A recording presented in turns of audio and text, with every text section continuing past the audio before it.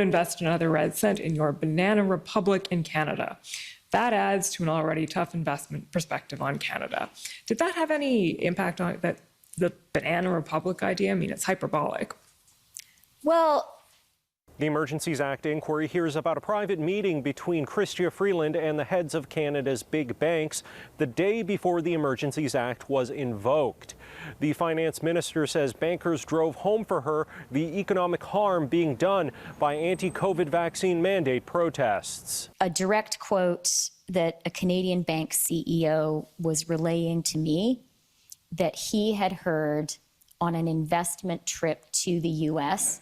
from someone who he wanted to invest in Canada. He was trying to persuade someone to invest in Canada. And that was a heart-stopping quote for me.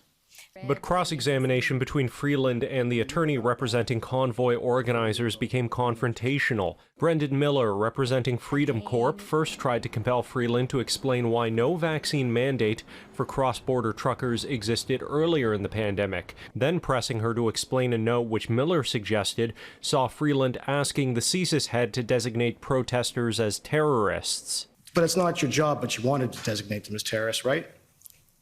So that handwritten note in my notebook, I can assure you that was not a meeting with the director of CSIS, with whom I didn't have a meeting. Miller finished by repeating an accusation, not backed by evidence, that Nazi flags seen at the convoy were flown by Liberal Party supporters.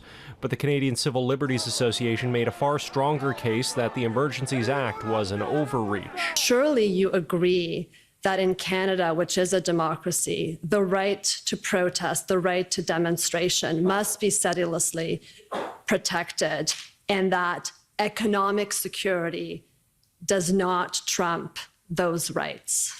What was undermining of Canada's economic security sufficiently dangerously that I believe we needed to act, and it was the right thing to do, was that our trade was being stopped and was being seriously blocked.